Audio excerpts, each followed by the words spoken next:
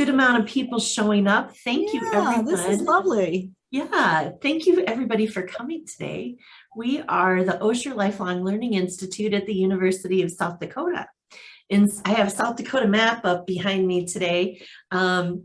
We are located in the very southeast corner of South Dakota, down here, if you can see my hand, there we go. The University of South Dakota is actually located in Vermilion, but we're coming to you today from Sioux Falls, which is the largest city in South Dakota at just over 200,000 people. Our area surrounding us has a few more than that, but South Dakota has less than 1 million people, 850,000. Kind of fun. We are doing this as a part of our program, OLLI Shorts, which is every day during the month of February, except for February 21st. We are doing a short 20-minute OLLI session so that we can entice people to learn more about OLLI. And for all of you who are already members, you can just sit back and enjoy and tell your friends about it. We will have some questions for Lynn, who's here, and we'll have a Q&A at the end, so feel free to ask some questions.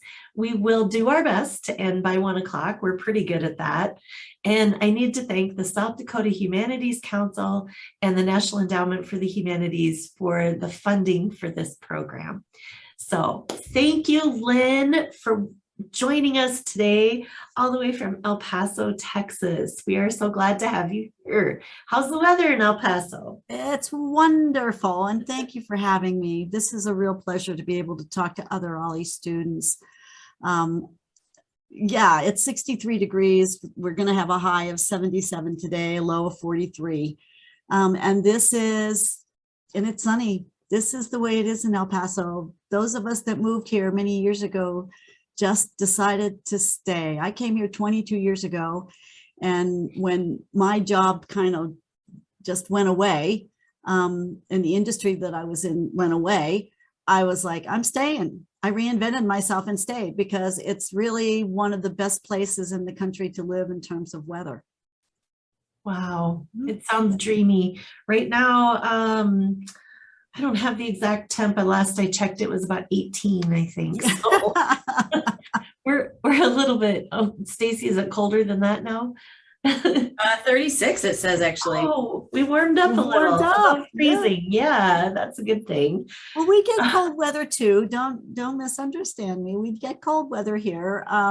We did have some freezing weather last week. We actually had snow. I was just going to ask. And snow is very entertaining for me. I'm originally from the East Coast, and on the snow dump days, you went out and you shoveled 12 inches of snow to get out of your driveway, and you went to work anyway. Mm-hmm. Here, if they predict snow, if they predict it, guaranteed that the next day all the schools are closed, everybody's closed. It's hysterical. And I think we ended up with just a dusting. We got like an inch this last week, and the schools were closed.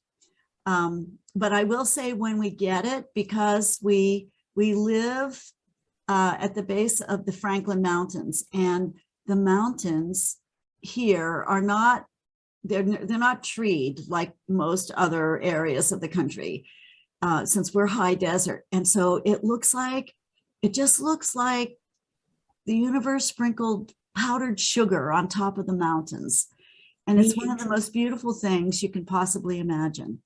So, every now and then, once a year or so, we get a little dusting of something that entertains me, not so much everybody else, because they don't know how to drive even in 1 inch of snow.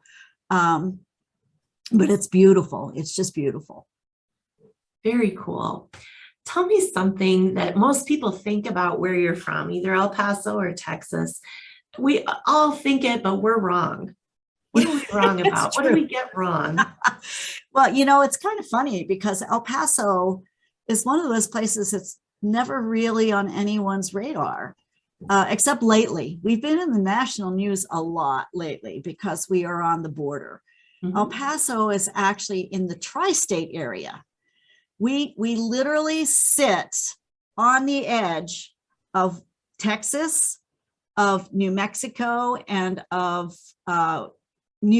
well, New Mexico and Mexico. So the state of Texas, the state of New Mexico, and the state of Chihuahua. So from where I live, I can walk. I live as far west in Texas as you can imagine, and I can walk to the New Mexico state line, just at the end of my street. Now, Wow. if I go downtown, which is just a few miles away, 10 miles away, I can walk across the bridge and go into Mexico, into Ciudad Juarez. So we are in the tri-state area. And we actually claim here that we shouldn't belong to the state of Texas. We really should belong to the state of New Mexico, because we just sit right there in the crook of West Texas. And we're not like any other county in Texas. Interesting. Think about how big Texas is. We're kind of used to that whole idea with South Dakota being about 8 hours across, 8 to 9 hours all the way across. So Texas, how big? How many hours did that take? It's big. It's from where we are here in El Paso, it's a 12-hour drive to Houston. So 8 hours to San Antonio, 4 more to Houston. And then if you want to go further south, you're going to drive another 3 or 4 hours to like Galveston, Padre Island. Yeah. And if I'm going all the way east, then it's, I can make it to Fort Worth in 10 hours, pedal to the metal. Okay. Yeah. Wow. And if I want to go to Dallas, it's another 45 minutes, an hour, depending on traffic. And then from there, you drive to Texarkana. So maybe 14 hours across the state. Yeah. It's big. But you have to, Texas is, it's got that kind of weird shape, right? So it's from here to here and from here to here, you've got a lot of territory to cover. What is El Paso most known for? Well, it's a good question because we're on the border. First of all, the word El Paso means the pass. Oh. So historically, we were the pass. You would pass through east to west to go far west, and you would pass through south to north from Mexico into Texas. So we were the pass. The Rio Grande River, or we call it the Rio Not So Grande because it often doesn't have water in it. Oh. It actually is our border between Mexico and Texas. And that border historically has changed over time when we did have water and the river would flood and change its direction. So we had that going on. So historically, we're known as the pass. Modern day, it's like, well, who are we really? We're not on anybody's radar. You don't really think about us unless we're in the news. Right. Yet we are the home to one of the largest military bases, Fort Bliss. Mm-hmm. So you would have heard of Fort Bliss, Mm-hmm. and that is here, has its own zip code here in El Paso. Because of the border, we're known now for immigration issues. We used to be known for manufacturing, but all the manufacturing moved across the border into Ciudad Juarez because we have a reciprocal they're our sister city. Let's put it that way. They're our sister city, just like Windsor would be the sister city to Detroit. Mm-hmm. Okay. And so people know us for the border and what we're experiencing here on the border. And then of course you all heard about the Walmart shooting that occurred. Yeah. That was here. Mm-hmm. And so that's how we're known for in the news now. But in the meantime, those of us that live here, well, we just shout about how great it is. And we have a lot of retirees now because it's a great place to live. Yeah. Well, that's actually one of my questions too. People, if you live in El Paso and it's a lovely place to retire, do you retire there or do your people go somewhere else? People usually stay to retire here. Mm-hmm. And also with the military base, what we find is that a lot of the soldiers who have come through Fort Bliss, whether they did their training here or whether, they were stationed here, once they retire, they come back. We're a very affordable place to live. Really? Yes, very affordable. And even though inflation, of course, is hitting us, we usually are a few years behind the country in terms of inflation. We have access to so many more things because we're on the border. If, I talked to my son lives in outside of Pittsburgh, and we often compare food prices, avocados right now are an issue, but where he was paying $1 for a small avocado, I was paying 30 cents. Wow. Right. So fresh vegetables, because we can get them across the border, they, transport across the border, or also because of where we live, we have a lot of farming here. Even though we're arid, we have a lot of farming here, and we have access to fresh vegetables and nuts. We grow pistachios in El Paso. Fun. We still get commercials for Old El Paso salsa. Oh, well, of course. Of course. Is that But, made there? that's how people know us. We were on Right. a brand label somewhere, Right.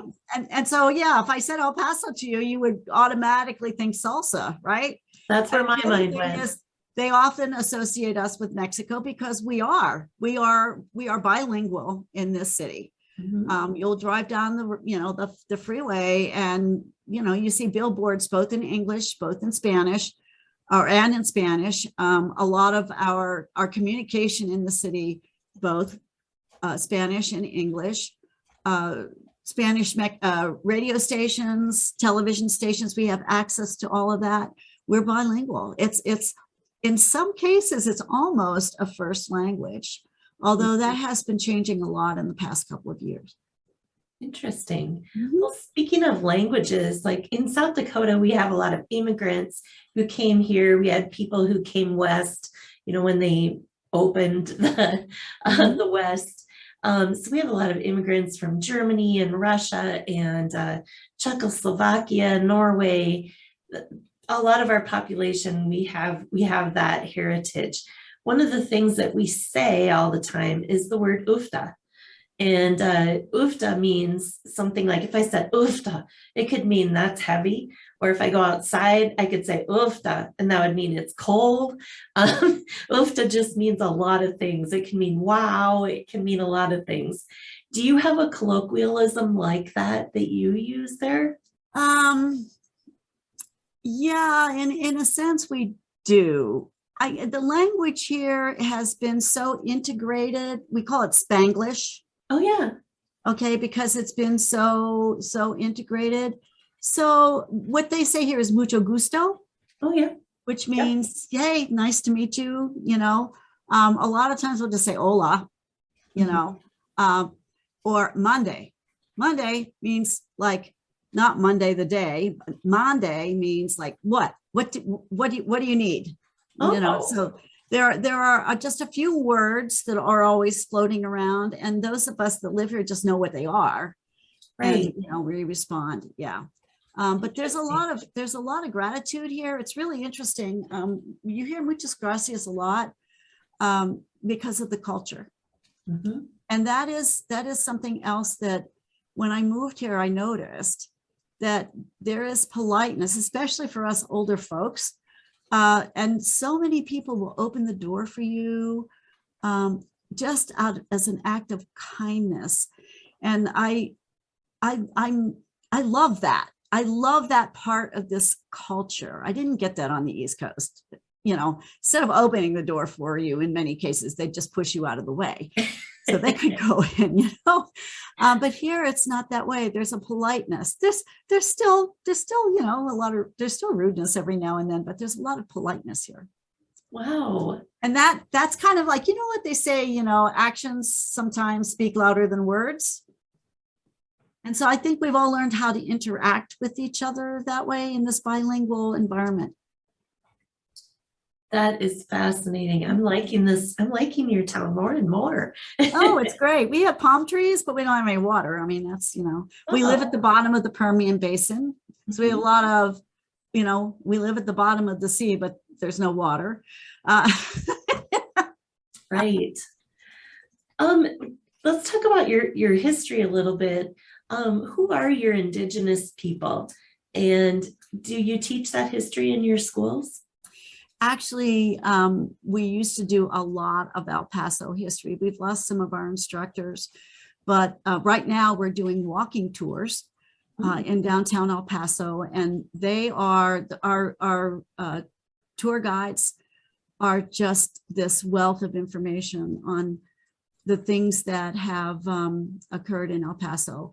If you look at the history, we were settlers. The indigenous people were the people that came up from Mexico.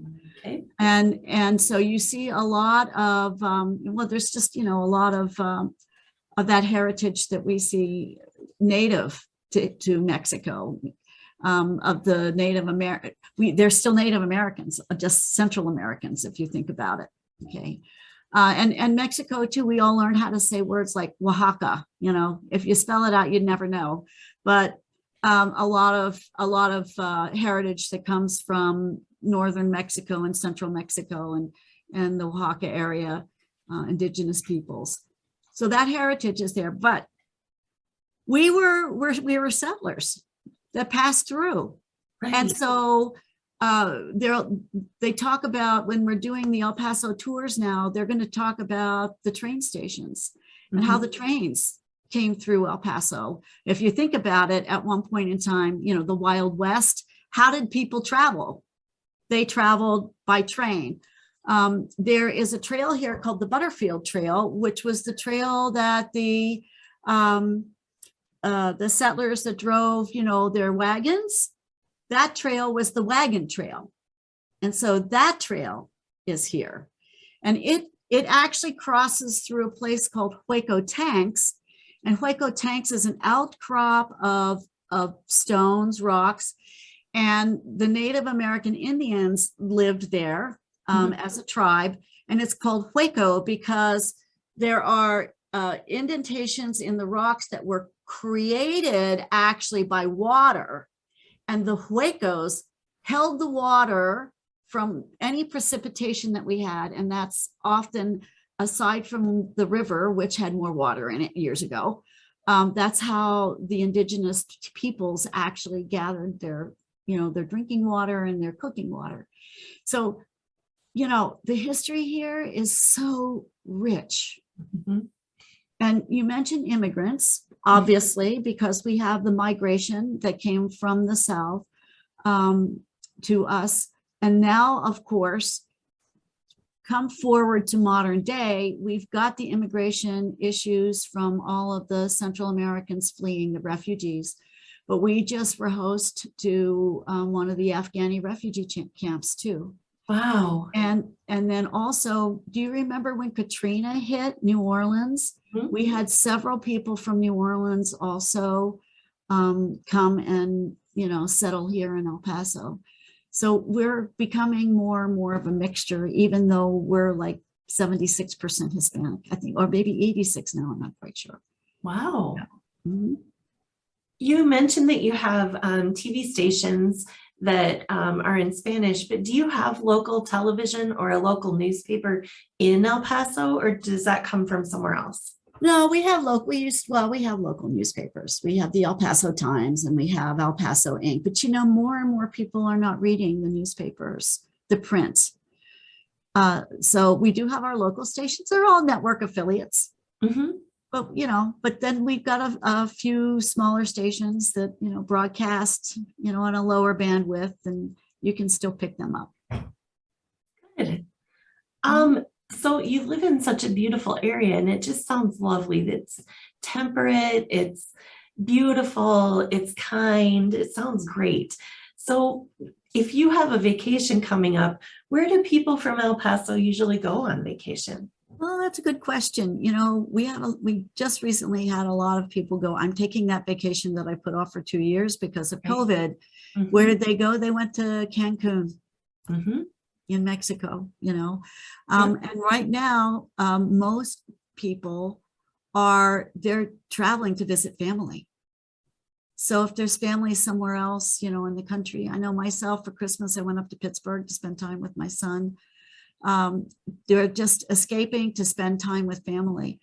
But vacations itself, just everybody chooses where they want to go. A lot of our retirees here at UTEP, they're taking trips. We just had one gal that went to Turkey. We had another one who went to England. She was actually there to visit her brother, but she went to England. We have a member who's from Norway, and he left pre-COVID and then ended up not being able to get back into the country for 2 years, but he just came back. Wow. So, we just, our Italian classes are really popular because everyone's planning to go to Italy. So, agreed. we all get that itch, right? At this age, we get this itch where we want to travel and see things. So they're just picking places and going or visiting family. So your OLLI offers Italian classes? We do. We offer Italian classes. I'm gonna have to find one of those because we hear the same thing. We have a lot of people that go to Mexico for our vacations, Florida, and of course, South Padre. A lot of people winter there and in Phoenix. So we have a lot of snowbirds, but you do hear everybody wants to go to Italy right now. That seems to be it. Now we do get snowbirds here too. Yep. Yeah, we get snowbirds here too. It's kind of funny actually, especially for the Sun Bowl, when we have the Sun Bowl. Yeah. And we get people who are coming from, the northern states, and we're thin-blooded here. So they come down here and it's 40 degrees and they're in shorts and sandals, right? Absolutely. And we're like in down jackets. I can just imagine. Oh my goodness. Well, let's check with all the people who are online with us today. Do any of you have any questions for Lynn? I'd love to hear from you. Just unmute yourself. I think I'm still, am I muted? No, We can hear you. I have friends who go down to Texas every winter, and they get a lot of their medical care in Mexico. Yes. You have a lot of that in your town also, where people go across the border just because it's cheaper? Yes, absolutely. You have to remember, we are on the border. You can walk across the bridge from here to Mexico. There's a dental place here in Juarez that services people here in El Paso. They'll provide a shuttle for you to get over, and the dental work is so much less money. Yes, and then if we're driving distance from the Pink store, which is on the border of below Tucson. And so we're actually, because Tucson's only a 4-hour drive away from us. So people will go across the border there and have extensive dental work done. If you need blood work done, you go across the border, you get the blood work done and bring your reports back. Oh. If you have the flu, they have this magic shot that they'll give you, and within a day you're feeling better. Here, they don't do that. So the standard of care is different in Mexico, and you have access to your antibiotics over the counter. You have access to so much more. So a lot of people cross the border so that they get what they need. Yeah, it's a given. And it's easier for us because we're right here. We're right here. Yeah. Wow. It is a big wow. And I myself don't cross the border. I used to when I was working in Mexico, but I don't cross the border much. But it is, if you're comfortable with it, and we have a lot of people who live in Mexico and go to school here or work here because of the reciprocal agreements that we have, they just take advantage of what they can get over there. How is the wall affecting that? Have they built the wall for you yet? Oh, yeah. The wall. The last 4 years, that's all we heard about was the wall. We already had it. And it's not a real wall. It's a fence that goes up right along what we call the border highway. So I can literally drive next to it every day if I so choose. Now, granted, they wanted to extend it further along the border, but yeah, we've been living with that for many, many years. Yeah. And you know what?